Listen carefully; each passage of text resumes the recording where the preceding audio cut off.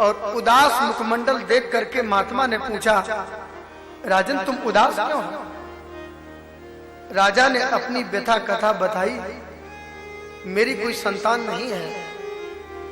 इतनी वार्तालाप चल ही रही थी, अचानक एक आम का फल गिर करके महात्मा की गोद में आ गया। महात्मा ने वो फल ब्रहदर्थ राजा को दे दिया, जाओ ये फल अपनी रानियों को खिला देना, आपको पुत्र रत्न की प्राप्ति होगी। ब्रहदर्थ ने आकर के उस फल के 2 भाग किए और रानियों को खिला दिया। जब उन रानियों ने बालकों को जन्म दिया तो आधे खंड वाले कटे हुए शिशु पैदा हुए, आधा धड़ अलग आधा अलग। उनको मृत समझ करके उन दोनों टुकड़ों को महल के पीछे फेंकवा दिया। ब्रहदर्थ राजा क्या भंडारा चलता रहता था, आओ खाओ चलो।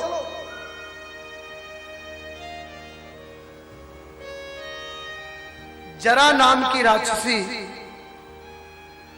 वो प्रतिदिन आती थी राजा ब्रहदर्थ के यहां।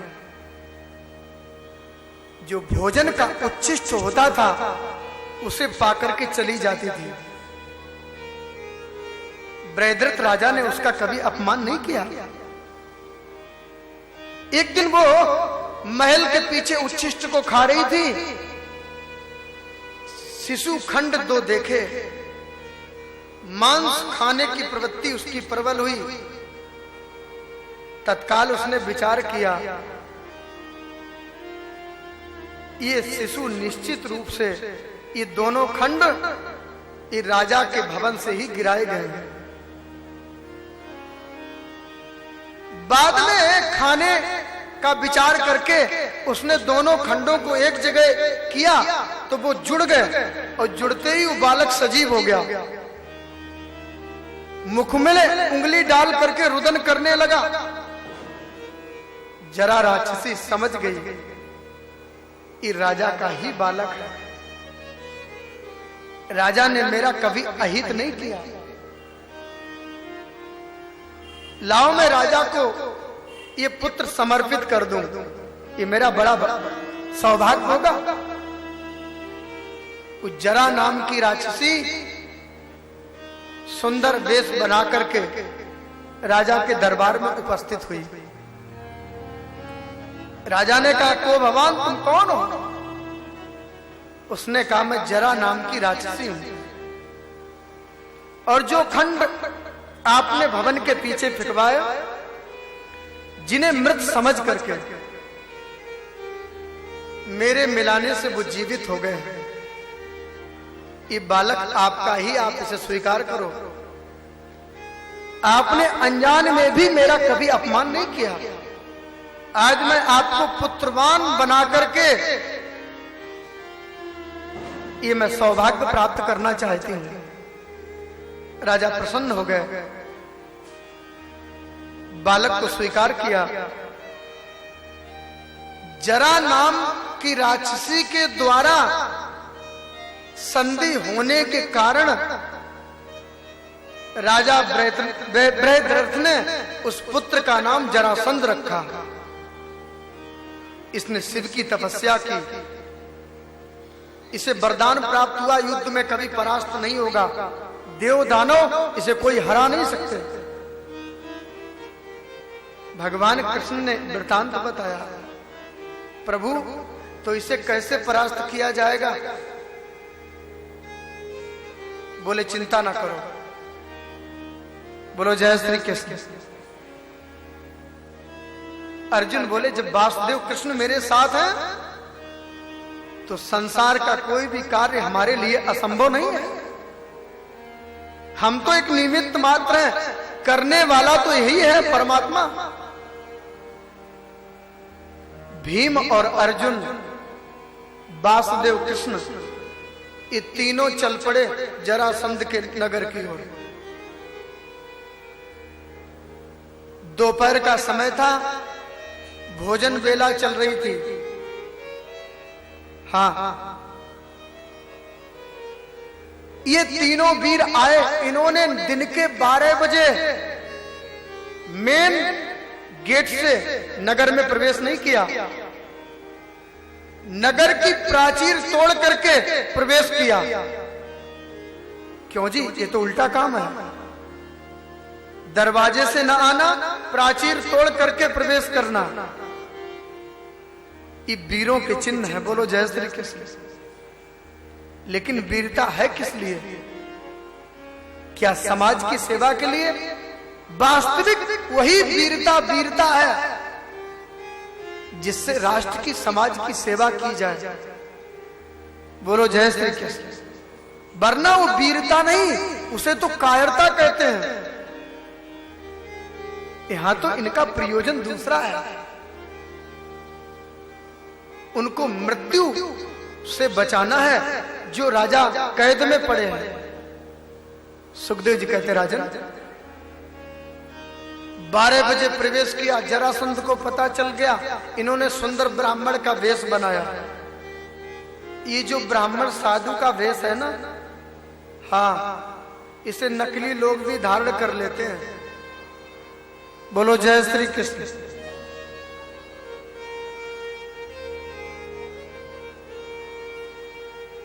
फिर क्या था? प्रवेश किया, जरासंध को पता चल गया। 3 ब्राह्मणों ने नगर की प्राचीर तोड़ करके प्रवेश किया। भोजन की बेला चल रही थी और जरासंध तो बाट देख रहा था, अभी आ रहे होंगे। जैसे ही वो तीनों आए, जरासंध ने प्रणाम किया, क्योंकि ब्राह्मण के वेश में, लेकिन प्रणाम किया, आशीर्वाद तीनों ने नहीं दिया। जरासंध ने ध्यान से देखा, हमने प्रणाम किया, आशीर्वाद नहीं। चेहरे की तरफ देखा तो कुछ जानी पहचानी सी शक्ल लग रही थी। ये तो कुछ जाने पहचाने से लगते हैं। जब कलाई पर देखा तो प्रतिंचा के दाग बने हुए थे। समझ गया, ब्राह्मण नहीं, इनके नेत्र बता रहे हैं, हाथ बता रहे हैं, ये क्षत्रिय है। लेकिन ब्राह्मण के रूप में आए, मैं इनके साथ क्या व्यवहार करूं? कुछ भी हो, मैं इन्हें निराश नहीं होने दूंगा। ज्यादा से ज्यादा क्या, मेरे प्राण मांगेंगे वो भी न्यौछावर कर दूंगा। जरासंध का स्वाभिमान जागृत हुआ।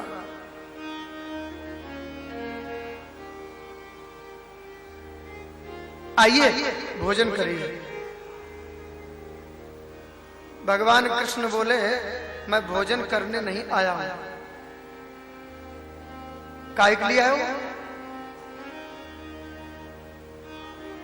मैं आपसे भिक्षा लेने आया हूं।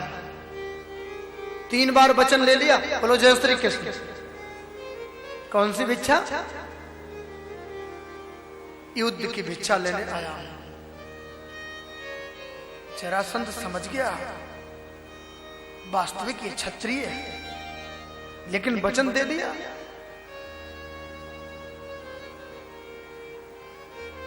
ये सकल जानी पहचानी है। बोले, मेरा तो आपसे कोई शत्रुता का व्यवहार नहीं है, आप मुझसे युद्ध की भिक्षा। भगवान बोले, भगवान कृष्ण को वैसे भले कोई ना समझ पाए, यदि मुस्कुरा जाए ना तो फिर छुपने वाले नहीं। मंद मंद मुस्कुरा रहे थे। जरासंध समझ रहा था कि ये शकल हमने देखी। बोले, आप कौन हैं? आपसे कभी शत्रुता का व्यवहार नहीं है। युद्ध? द्वारकाधीश बोले, तुम जानते हो ये जो सामने लंबे चौड़े मोटे ताजे खड़े हैं ना, ये भीम है। ओह, भीम? और ये जो 1.5 अड्डी का है ना, ये पतला पतला, ये अर्जुन है, गांडीवधारी अर्जुन। और मैं आपका पुराना शत्रु वासुदेव श्री कृष्ण हूं। आप हम तीनों में से किसी के साथ युद्ध कर लो।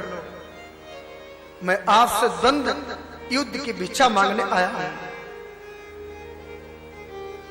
वीर वही है जो ये भिक्षा प्रदान कर दे।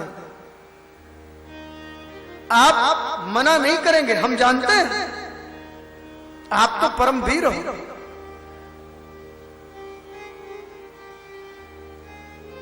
जरासंध ने कहा, ए भगोड़े, हम तुमसे युद्ध करेंगे, छोड़ करके मथुरा और जाकर के समुद्र शरणम गता, द्वारिका में समुद्र में घुसे बैठे हो, तुमसे युद्ध नहीं करेंगे। और रही बात ये दोनों, तो अर्जुन तो गांडीव में निपुण है। अर्जुनो न भवेद योधा भीमस्तुल्योर बलो मम। अर्जुन तो मल्ल युद्ध नहीं कर सकता है, ये तो गांडीव में निपुण है। हाँ, भीम से युद्ध कर लूंगा। भीम को पसंद कर लिया। भीम ने मन में सोचा, वाह बारे वाह हम। भीम का चेहरा फूल गया, वारे वाह हम। अर्जुन फेल, वासुदेव कृष्ण फेल, मुझे पसंद किया, वाह मैं बलवान हूं। कन्हैया हंसकर के बोले, अर्जुन जरा भीम दादा के मुख की ओर देखना। जैसे ही देखा तो भीम दादा तो बड़े प्रसन्न थे। ठीक है, जरासंध ने कहा, हम दोनों का युद्ध होगा और हम दोनों के युद्ध में जो सुविधा मुझे सुलभ होगी वही भीम को भी सुविधा मिलेगी। हम दोनों के युद्ध में तीसरा कोई भी हस्तक्षेप नहीं करेगा। ठीक है, प्रतिज्ञा हो गई। जरासंध ने अपने पुत्र सहदेव का राज्याभिषेक पहले ही कर दिया, पहले ही राज्याभिषेक कर दिया। दोनों वीर युद्ध के मैदान में आ गए। दोनों गदा लेकर के युद्ध करने लगे। युद्ध चल रहा है, दिन भर युद्ध करते हैं, रात को एक जगह पर सोते हैं। रात को कहते हैं, देख तूने मेरे ये मुक्का मारा, दूसरा कहता तूने मेरे ये मारा। और दोनों साथ साथ भोजन करते हैं, साथ सोते हैं। सवेरा होते ही ये लगता है कौन किसको मिटा देगा। इतना भयंकर युद्ध चलता रहा। 27वें दिन भीम आए। भीम की हड्डी हड्डी ढीली हो गई, थक गए। भीम से युद्ध नहीं हो रहा था। रात्रि को भीम कन्हैया के कक्ष में आए, चदरिया को खींचा, पढ़ो सो रहे हो। भगवान बोले, क्यों, क्या बात है? दुपट्टा तान के सो रहे हो और हमें उसके साथ में भिड़ा दिया। भगवान बोले, भीम दादा मैं क्या करूं, आपको ही उसने पसंद किया है। यदि मुझे पसंद कर लेता तो मैं लड़ता। अब मेरे से युद्ध नहीं होता है, क्या करें? बोले भगवान बोले, नाक कट जाएगी, यहां से जाओगे। प्रभु क्या करें, शत्रु बड़ा प्रबल है। जहां मुक्का मारता है शरीर का मांस धस जाता है। भगवान समझ गए, बड़े दयालु हैं। भीम के शरीर को अपने हाथों से सहलाया। जैसे भीम के शरीर पर हाथ घुमाया, भीम की सारी पीड़ा समाप्त हो गई। भीम के हृदय में युद्ध का उत्साह जागृत हो गया। भीम दादा अब तो ठीक हो? प्रभु अभी इस दुष्ट को समाप्त कर। भगवान हंसकर के बोले, भीम दादा आप युद्ध तो करते हो, युद्ध करते करते कभी मेरी तरफ भी थोड़ा देख लिया करो, मेरी भी जरा याद रखा करो। भीम बोले, बात मत बनाओ, शत्रु इतना प्रबल है मैं आपको देखूं कि युद्ध करूं? प्रभु मैं युद्ध तल्लीनता से करता हूं, जब तक मैं आपकी ओर देखेंगे तब तक तो वो काम तमाम कर देगा। भगवान बोले नहीं नहीं, मेरा कोई ये नहीं है, मैं ये चाहता हूं आप मेरी ओर देखें तो मैं शायद आपकी सहायता कर सकूं। आप जानते हो ये बहुत बड़ा बलवान है, ये केवल बल से नहीं, इसके साथ थोड़ा छल भी करना पड़ेगा, क्योंकि भीम को नहीं मालूम था इसका रहस्य। यदि आप मेरी ओर देखोगे तो शत्रु परास्त हो जाएगा। भीम ने कहा जो आज्ञा। युद्ध चल रहा था, भयंकर युद्ध हुआ। भगवान सामने खड़े होकर के एक तिनका लेकर के ऐसे चीर दिया और फेंक दिया। भीम समझ गए, जरासंध को पटका, जकड़ा और जैसे ही चीर करके फेंका वो दोबारा फिर जुड़ गए, फिर युद्ध करने लगे। भीम ने कहा बाप रे, इसको अलग कर देते फिर जुड़ जाता है, ये तो बड़ा कठिन काम है। जैसे चीरे फिर जुड़ जाए। भगवान ने फिर तिनका लेकर के चीरा और विपरीत दिशाओं में फेंक दिया। भीम समझ गए। भीम ने उसका एक पैर अपने पैरों से दबाया, दूसरा लेकर के उठाते चले गए और बीच से चीर गुदता पाट या मांस, जैसे एक गजराज कमल नाल को चीर देता है, चीर करके विपरीत दिशाओं में फेंक दिया। वीर भूमि रक्त से भीग गई। दौड़ करके भीम को गले लगा लिया। अर्जुन बोले श्याम तेरी लीला लखना पर है। प्रभु आपकी लीला कौन जान सकता है? ये जरासंध तो जरा के द्वारा अमर था, आपने तड़ के समान इसका उद्धार कर दिया। सारे नगर में सन्नाटा छा गया और ये जरासंध खत्म हो गया। भीम दौड़ पड़े, कारागार के दरवाजे को उखाड़ दिया और राजाओं को मुक्त कर दिया। सभी राजाओं ने आकर के स्तुति की भगवान की। जरासंध का पुत्र सहदेव ने आकर भगवान की स्तुति की, हे प्रभु हमारे पिताश्री धन्य हो गए, आपका धाम उनको प्राप्त हुआ। भगवान ने राजसूय यज्ञ में आने का निमंत्रण दिया और कैदी जो राजा थे उन सबको युधिष्ठिर के यज्ञ में बुलाया। बोलो जय श्री कृष्ण। जरासंध का उद्धार हुआ। युधिष्ठिर ने सोने के हल से यज्ञ भूमि को जोता,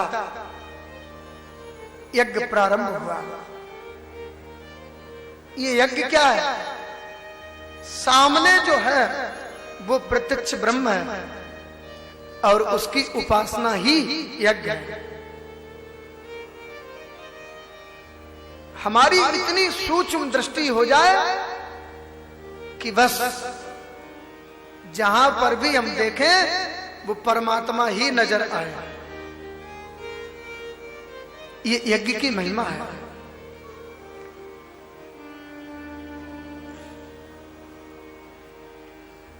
यज्ञ प्रारंभ हुआ। यज्ञ होता है ना, सबको अलग अलग सेवा बांटी गई।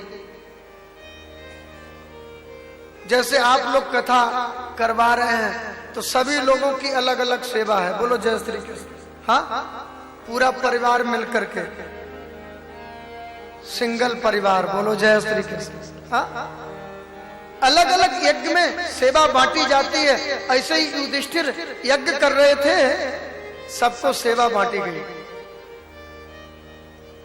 भीम को रसोईया भंडार सौंपा गया, क्योंकि आधे में अधगर आधे में सबगर। जो खाना जानता है ना वो खिलाना भी जानता है।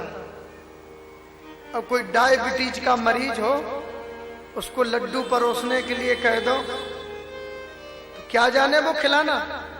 एक लड्डू लेगा, पूरी लाइन में चक्कर काटेगा, लड्डू लड्डू लड्डू लड्डू लड्डू, टोकरी में रख लेगा वापस। वो समझेगा सबको डायबिटीज है। बोलो जय श्री कृष्ण। लेकिन भीम स्वयं खाने वाले हैं, खिलाना जानते हैं। बोलो जय श्री कृष्ण। कर्ण को दान देने के लिए रखा, विरोधी दल है, लेकिन भगवान उस रहस्य को जानते हैं। जितना लुटाएगा उतना बढ़ेगा।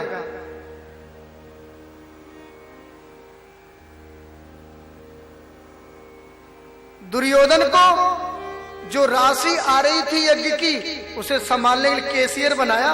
बोलो जय श्री कृष्ण। ये भी विरोधी है, लेकिन भगवान कृष्ण कि ये प्रसन्न हो जाए, वैमनस्यता मिट जाए। सज्जनों, कोयला तो काला रहे चाहे 10 मन साबुन खाए। जिसके जीवन में घृणा, नफरत, ईर्ष्या और लालच जिसके जीवन में है, वो कभी वफादार नहीं हो सकता। ध्यान देना, वो जब मौका मिलेगा तब वो पीछे से हमला ही करेगा। ये दुर्योधन, ये धृतराष्ट्र का बेटा है। कस्तूरी की क्यारी करी, केसर की दी खाद, पानी दिया गुलाब का, पर रही प्याज की प्याज। प्याज कभी दुर्गंधी नहीं छोड़ती है। ऐसा ही ये दुर्योधन है। बहुत प्रयास किया हृदय की वैमनस्यता मिट जाए, लेकिन आखिर ये दुर्योधन है, धृतराष्ट्र का बेटा है। आखिर धृत अर्थात कपटी, राष्ट्र अर्थात संपत्ति, जो दूसरे के धन का भी हड़प कर ले, हक को मार ले, उसे धृतराष्ट्र कहते हैं।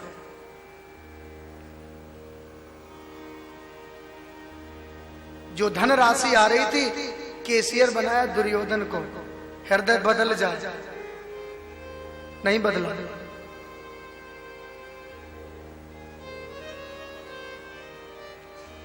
द्रौपदी को परोसने का कार्य सौंपा गया। द्रौपदी को भोजन परोसना बहुत ठीक आता है। हाँ, परोसने की भी एक कला होती है, ठीक है। युधिष्ठिर जहां लोग आएंगे स्वागत कक्ष में सब राजा से आकर के मिलेंगे ना, आखिर राजसूय यज्ञ है, ठीक है। सभी को कार्य सौंप दिया गया। अंत में भगवान हाथ जोड़ करके बोले, बड़े भैया अब मुझे भी कोई सेवा मिलनी चाहिए। आप विचार करो, ऐसा परमात्मा कहीं देखने को नहीं मिलेगा। मुझे भी सेवा कुछ चाहिए, आखिर यज्ञ है। युधिष्ठिर के आंखों में अश्रु आ गए। प्रभु, दुनिया में आपको आदेश देने वाला कौन है? आप तो मेरे स्वामी हो, आप तो ऊंचे आसन पर बैठो। नहीं, मुझे तो सेवा करनी है। भगवान बोले, आपके यज्ञ में जो लोग आएंगे उनके चरण मैं धुलूंगा। हाँ,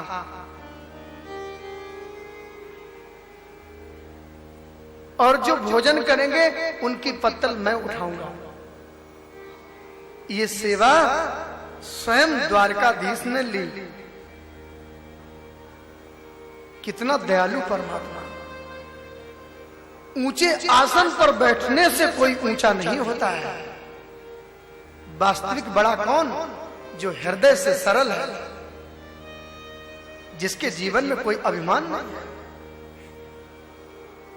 जो सभी से प्रेम करता है, जिसके हृदय में करुणा भरी हुई है, वो बड़ा है। सेवक धर्म जिसके हृदय में है। मैं चरण धुलूंगा और जूठे पत्तल को मैं उठाऊंगा। सज्जनों, यज्ञ प्रारंभ हुआ। जो भी लोग यज्ञ में आते हैं, द्वारकाधीश सबके चरणों को धुलते हैं, जूठी पत्तलों को उठाते हैं। जो भी आए सबके चरणों का प्रक्षालन द्वार पर बैठ करके परिचित जो भी ऋषि महात्मा, जो भी अतिथि आता है, वो चरण धुलवा करके यज्ञ में तो चला जाता, लेकिन उसका ध्यान द्वार पर ही होता है। कुछ भी हो, युधिष्ठिर के यज्ञ में जो चरण धुलने वाला है ना, उसको कोई भूल नहीं पाता है। यज्ञ में प्रवेश बाद में करता है, दरवाजे पे ही प्रवेश करने वाले का चित्त हरण हो जाता है, क्योंकि चित्त चोर है। चरण धुल करके भी चित्त को चुरा लेता है। यज्ञ चल रहा है, यज्ञ हुआ।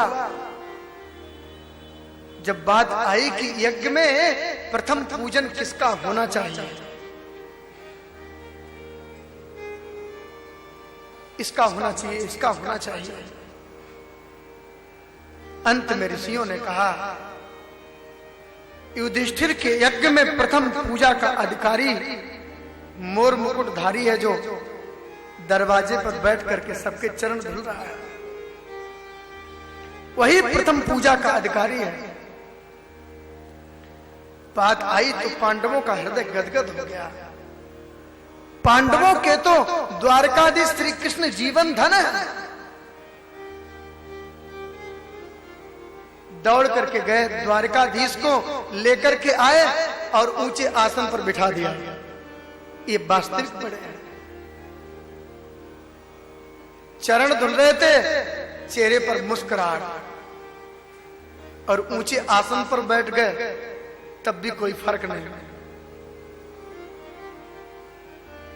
ये वही परमात्मा है जो तिहुकाल एक रस रही, जो तीनों कालों में एक रस में ही रहता है। ये जीवात्मा एक रस में नहीं रहता है। एक घंटे में कितने भाव बदल जाते हैं, लेकिन परमात्मा तीनों काल में एक ही रस में रहता, क्योंकि वो सच्चिदानंद है, विश्व की उत्पत्ति करने वाला है। ऊपर बिठाया, पांडवों ने मिलकर के द्वारकाधीश के चरण धुले। अभी चरण धुल रहे थे, पांडवों ने चरण धुले, पुष्पांजलि समर्पित की। प्रथम उपहार द्रौपदी के सहित युधिष्ठिर ने समर्पित किया। उसी सभा में शिशुपाल बैठा हुआ था। अरे कितनी बड़ी विडंबना! इन ऋषियों के, बड़े बड़े राजाओं के रहते हुए इस कुल कलंक की पूजा, जिसके माता पिता का पता नहीं, जिसके खानदान का कोई पता नहीं। बात बिल्कुल ठीक बोल रहा है। बोलो जय श्री कृष्ण। जो सभी का पिता है वो किसको बनाए? सारा जगत उसी से निकलता है, तो वो किसको खानदानी बनाए? वो सभी का पिता है। ये कुल कलंक, माखन चोरी करने वाला, गैया चराने वाला, जाने क्या क्या बोलने लगा।